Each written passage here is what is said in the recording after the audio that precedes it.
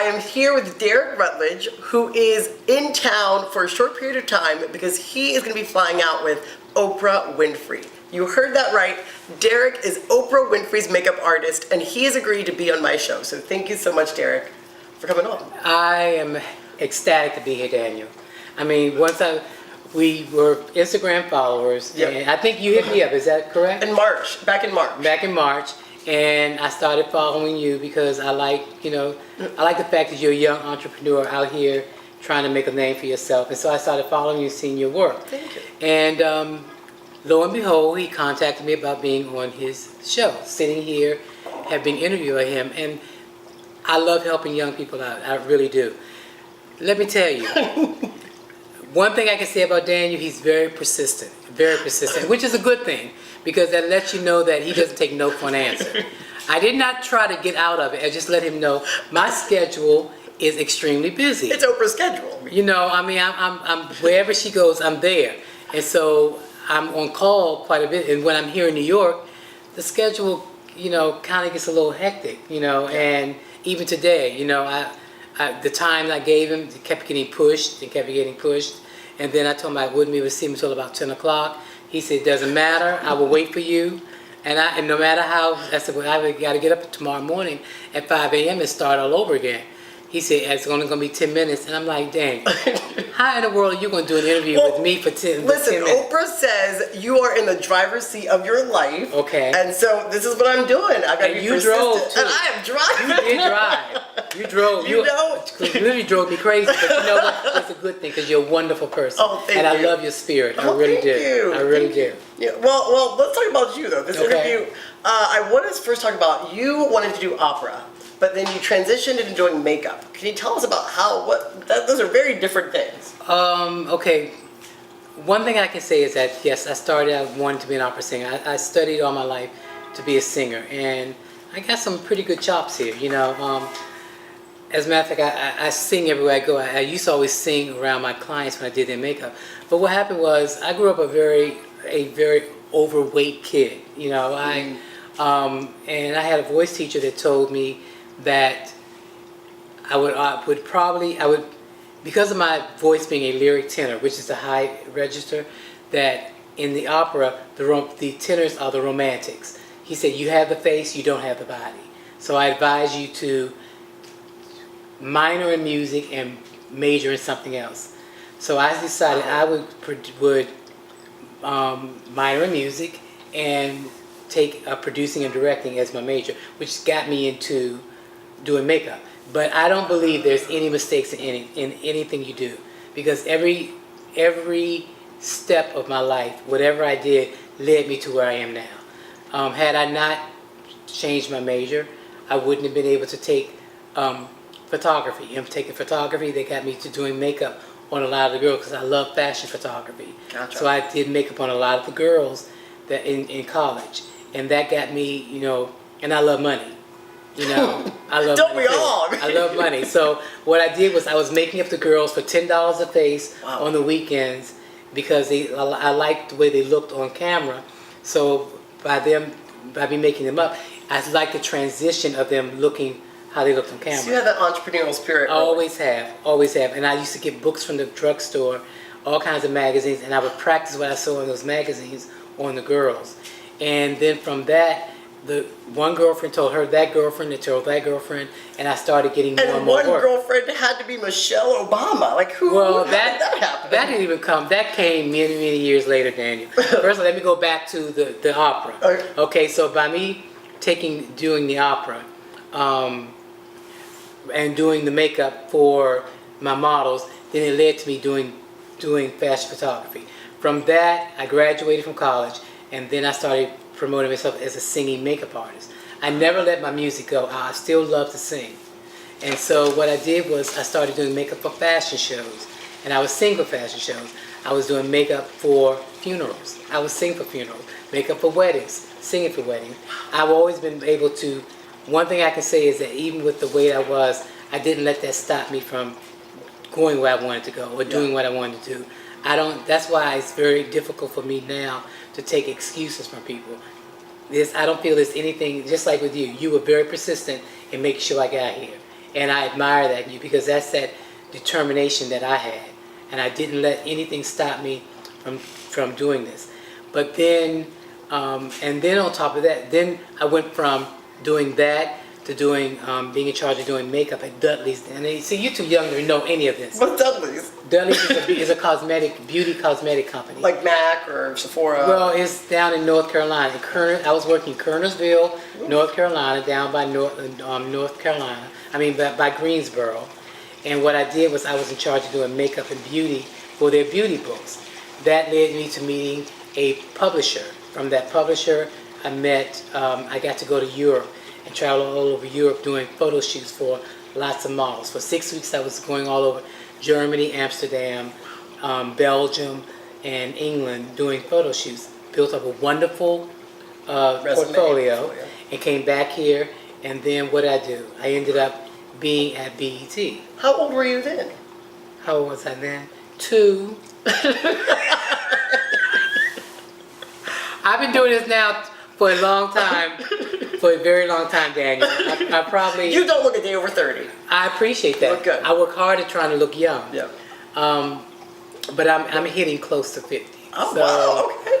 So from there, I went to BET. I actually got there because their makeup artist was going on vacation, and I'm sure you know Kenya Moore. Of course. Housewives of Atlanta. Mm-hmm. At that time, she was Miss. I don't want to get this wrong. Is it Miss USA or Miss America? Miss America, I thought. No, is it USA or Miss America? I thought it was Miss America. Was it Miss America? Well, whatever her title was, check that out. Let us know. Check it out. Yes, please.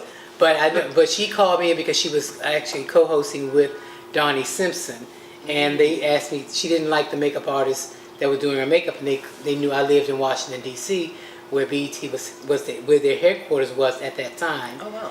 And they asked me if I would come in and do Kenya's makeup. I agreed. They loved it.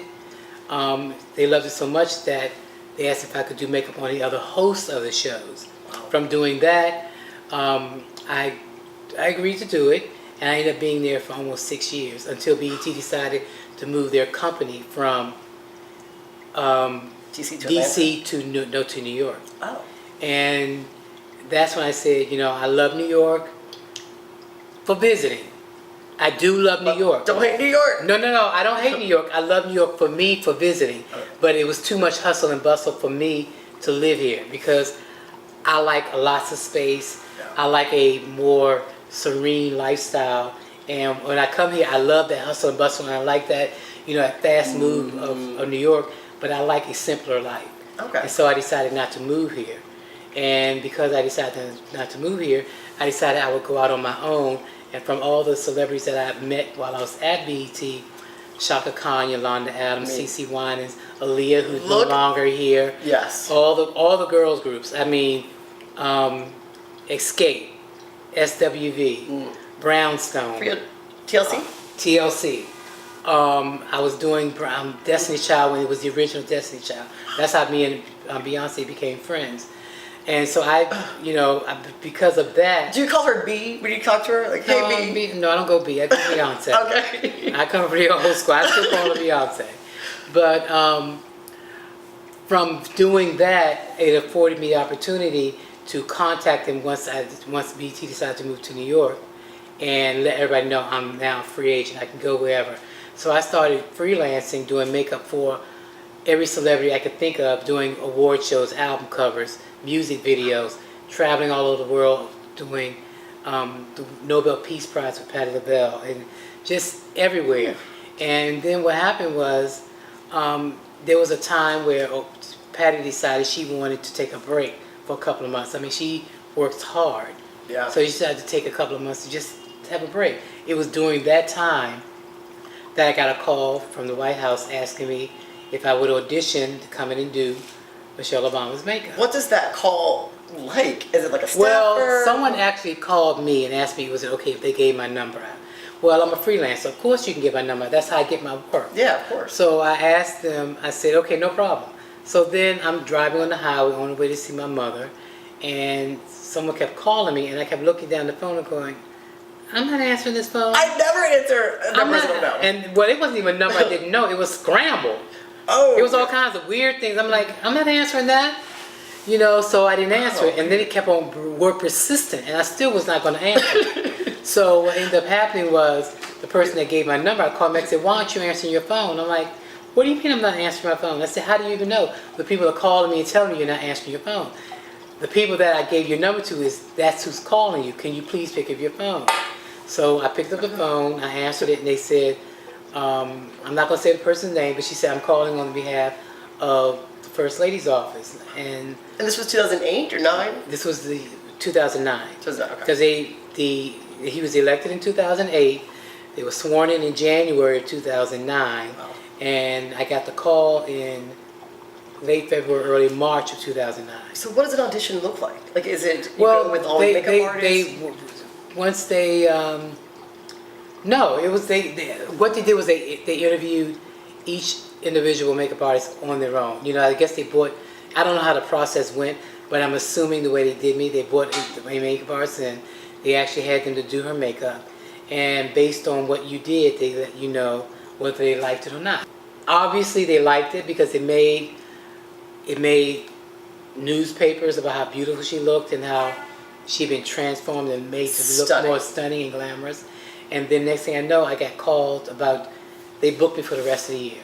So that was my audition was actually, I'm thinking it's an audition. It was actually the St. Patrick's Day dinner at the White House when they turned the fountain green. So then, do they call you in, like, when they have an event sort of thing? And what they did was they booked me for the rest of the year for all the events that were going on there. So they give you a calendar and you can... Yeah, they contact my manager and he books everything. And then what I did was on the days where I was free, I was able to go and do other people. But with her schedule being the way it is, you know, she has a very busy schedule because, you know, she's the first lady. She's the first lady. And so from doing that, I was there for almost 3 years doing that. From doing that, I actually got a call from the Big O. You know, was it O herself? Yes, it was. You know, telling me what a wonderful job I had done with Michelle. She'd seen quite a few magazine covers I'd done, and they wanted to audition me. So they brought me in, took me to New York. Only Oprah can steal the first No, it was. She makeup didn't steal me. Oh, she didn't steal me. No, she didn't. No, you got to read. Okay. I rebuked that. Okay, yeah, sorry. I mean, if there was someone to do it, Mama O could do it. I mean, Oprah. I rebuked that. No, what happened was I auditioned, and when I auditioned, she loved what I did. So what I did was I ended up working with both of them at the same time. Gotcha. So I was working with both. I was back and forth. That's a schedule. And at that time, it was when she was doing behind the scenes of the ending of the 25th Winfrey show, right? Yeah. So I was going back and forth between DC and Chicago, back and forth. And what happened was I did that for about 3 months, but the schedule got too overwhelming. That's yes. It got Those are two very intense schedules. Right, it got overwhelming because both of them had very intense schedules.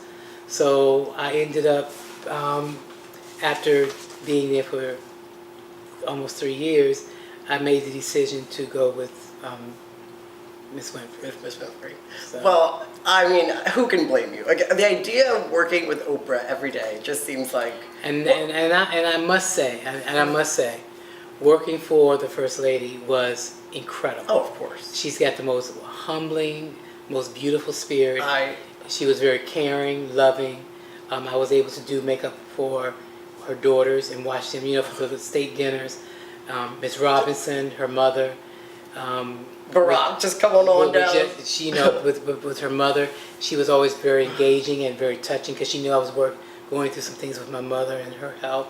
And then, of course, Mr. President would come in and step in every now and then and say hello and grace us with his presence. So working there was an incredible experience. I feel like something that I will never forget, something that was a long time happening. And my story is much deeper. I'm trying to give you the condensed version. Of course, yeah. But being there was a dream of mine since I was a kid, being in there, not knowing that every step that I took, every realm of a ladder I took was leading me to be there, which led me to be with Oprah, every step. So you don't feel like there's any sort of missteps in your career? You wouldn't take back anything from your journey? No. That's awesome. I wouldn't, because everything is a learning experience, even down to when I used to weigh almost 600 pounds Yeah. and decided I want to take control of my life, and I had You're gonna gastric step into the bypass driver's surgery. seat. Right.